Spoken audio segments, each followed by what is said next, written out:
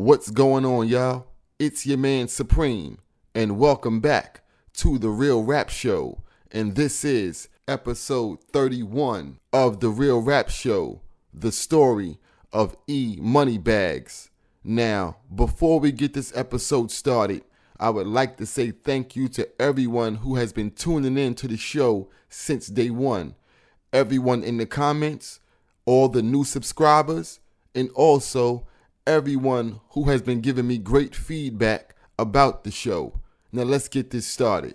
Now, originally from Brooklyn, Sumner Projects, Eric Smith, known to the streets as E Moneybags, moved to Left Rack City, Queens to live with his grandmoms in the early 90s. Quickly adapting to the street life in Queens, his name began to circulate on the streets of Queens, almost more than the dudes who was actually making noise and putting in work in Queens. E Moneybags had reached that level, and a lot of real dudes in Queens, like I said, who was putting in that work, who was getting a lot of money, knew about E Moneybags. Around that time in Left Rack also were rappers Capone and Notorious, who knows and has history with E Moneybags. Also around that time in the 90s, a lot of Left Rack dudes was cool with the dudes from Queensbridge. Now, 90s in QB, you had of course the rapper Nas and Mobb Deep, who had QB on fire at that time. Now, E Moneybags was a known stick-up kid, gangster type of dude, man. If you had it, he had it. That's what type of time E Moneybags was on. Now, being in Left Rack and seeing the success of Capone and Notorious, E Moneybags begins to hang out with the dudes from Queensbridge. Like I said, once again, who at that time, Mobb Deep, Nas, Infamous Mob, these were the guys who was getting money out of the rap game, who had came from the streets in QB. So at this time, E Moneybags starts to hang around these dudes, and he's seeing the checks and the cars and the jewelry that these dudes is getting. So he's like, yo, maybe I should start rhyming too, because like I'm really out here living the life that y'all dudes is rapping about. So if anybody should be talking about that, it should be me. So he did. He began to do little freestyles, and before you know it, he was on freestyles with Nas. He had freestyles with Mobb Deep.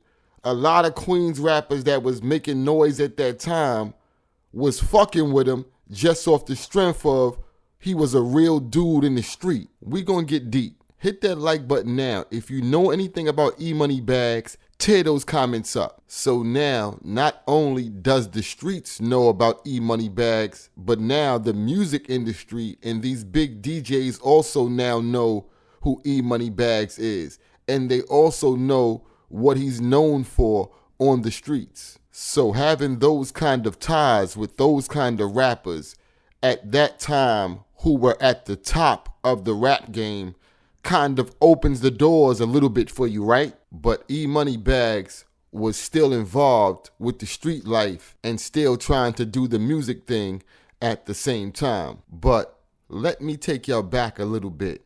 Jay-Z even knows who E Moneybags is.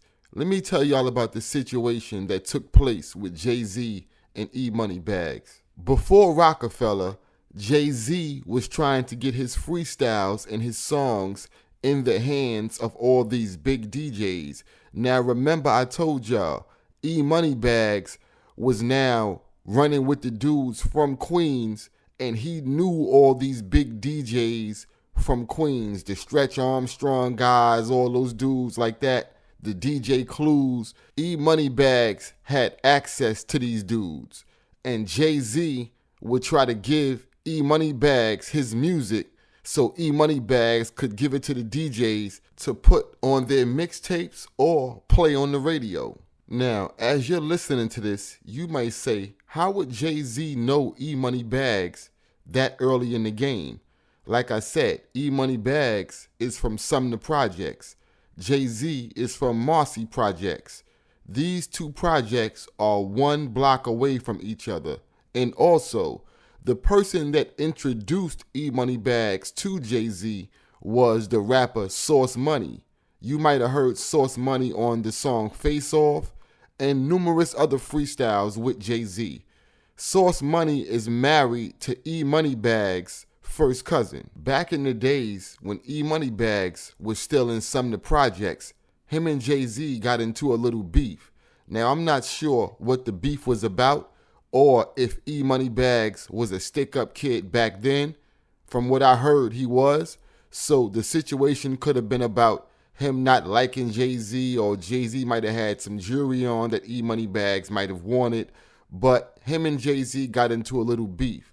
The beef got deaded by Source Money because, like I said, Source Money was married to E Money Bags' first cousin. He was cool with Jay-Z through the rap thing. So Source Money got the two together on the phone and deaded the beef. Years later, Rockefeller Records is now a full-blown label. E Money Bags is still running with the Queens dudes, Mobb Deep, Nas, those type of guys. But there was one night Jay-Z and his Rockefeller crew went up to Hot 97 and had a freestyle session live on the air. During that freestyle session on Hot 97, Jay-Z's protege, Memphis Bleek, introduced his new artist who went by the name of H Money Bags. Funkmaster Flex had them rhyming over Queen's instrumentals.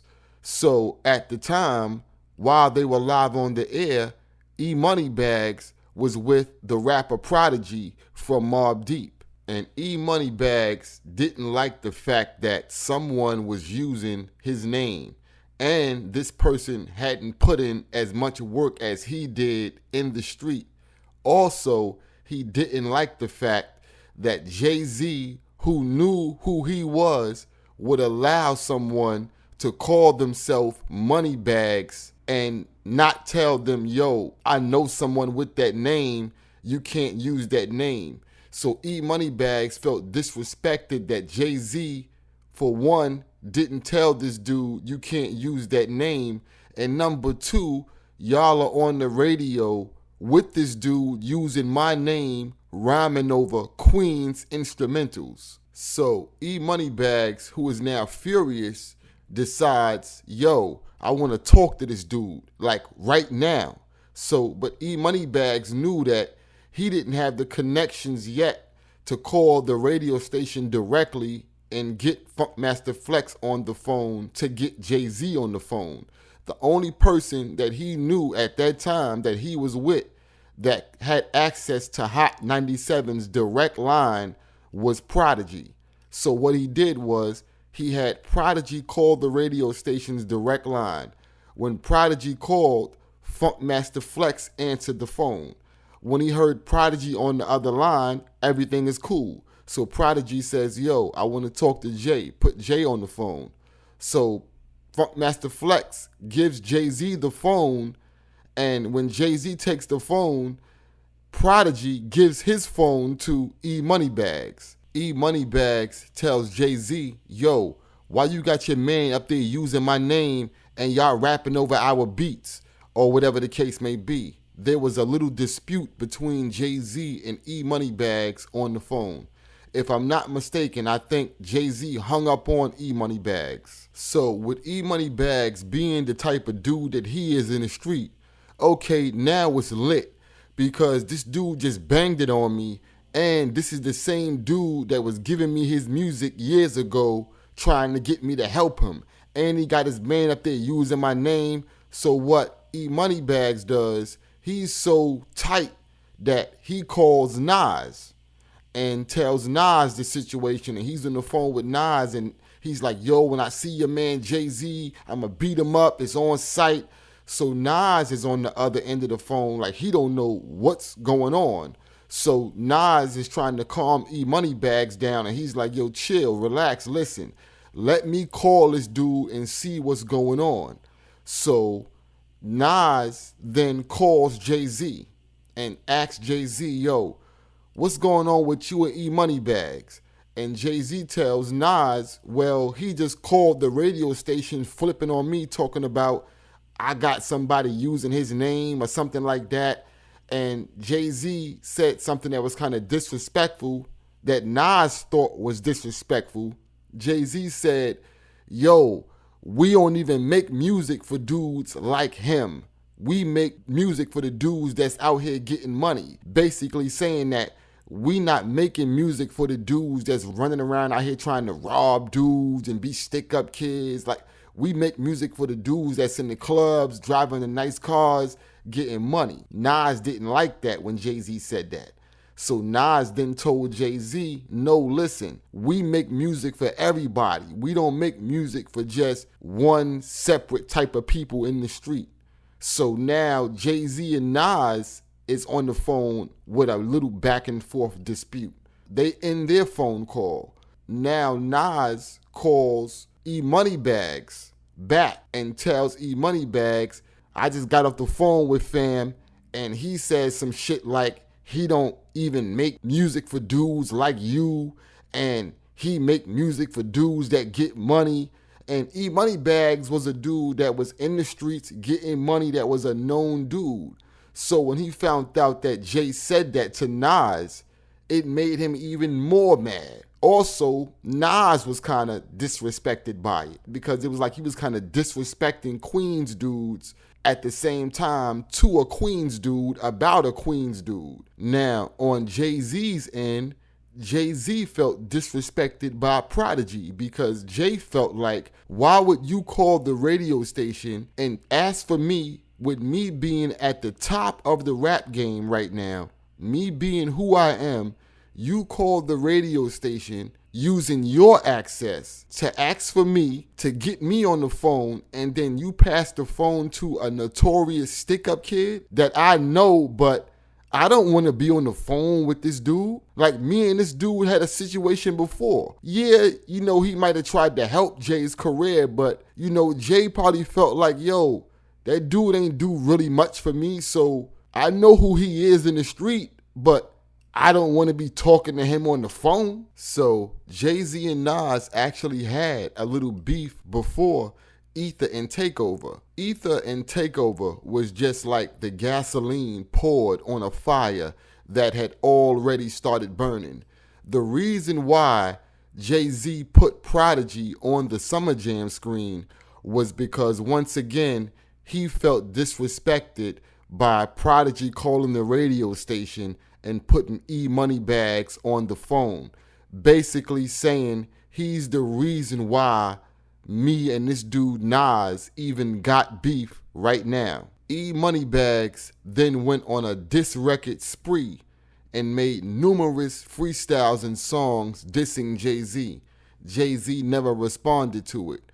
Jay-Z and E Moneybags never saw each other face to face after that situation. There was another group of people who did not like E Moneybags and was very fond of who he was in the street.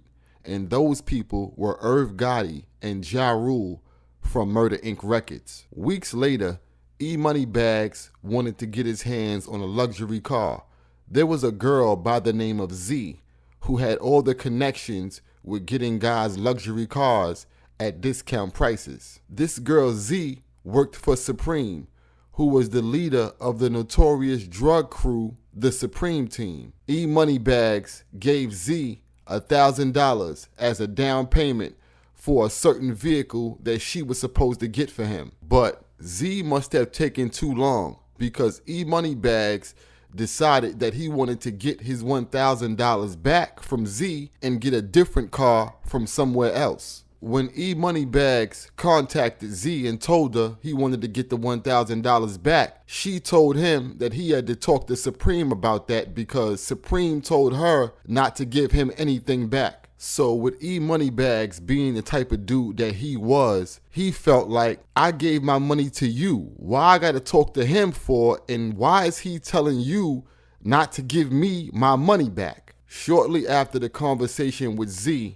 E Moneybags runs into Sapreme on the street somewhere in Queens, and he questions Sapreme about the $1,000. Now, at this time, Sapreme, whose real name is Kenneth McGriff, is running a multi-million-dollar drug enterprise. Sapreme knows who E Moneybags is. But at the time, with Sapreme getting the amount of money that he was getting, it's like, hit this little dude standing in my face talking about something about $1,000.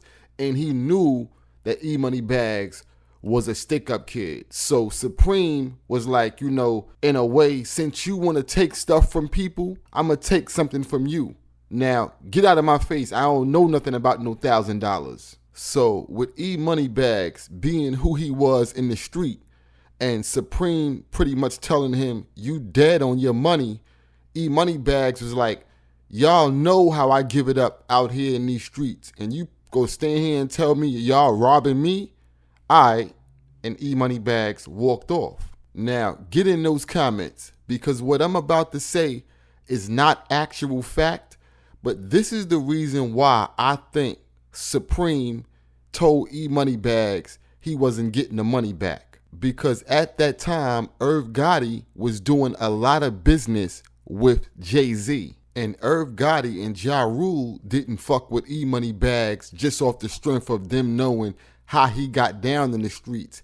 I don't know if something took place with Irv Gotti and Ja Rule with E Moneybags, but one thing I'm for sure of is that they didn't fuck with him. And Sapreme had Ja Rule and Irv Gotti and Murder Inc. records in his back pocket.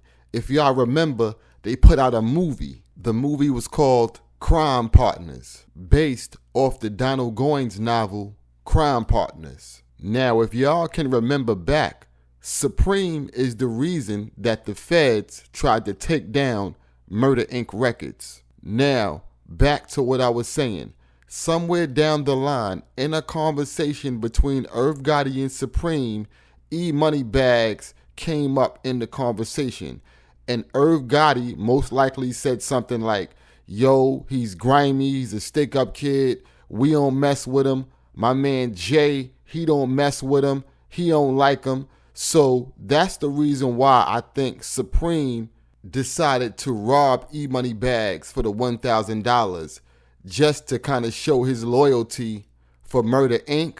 and being that Jay-Z was involved in this. A couple of weeks later, E Moneybags was coming out the Coliseum Mall in Jamaica, Queens, when he seen Sapreme sitting in a truck with this dude named Black Just. Black Just, who was a member of the Sapreme team and also a real known street dude in Queens, was sitting in the passenger side of the SUV. Without wasting no time, E Moneybags pulled out a gun and started shooting at the SUV in broad daylight, trying to kill Sapreme. But instead of hitting Sapreme, E Moneybags shoots and kills Black Just. So for those that know the Sapreme team, these dudes were murderers. They didn't play no games. They had real dudes with them that didn't tolerate nothing from nobody.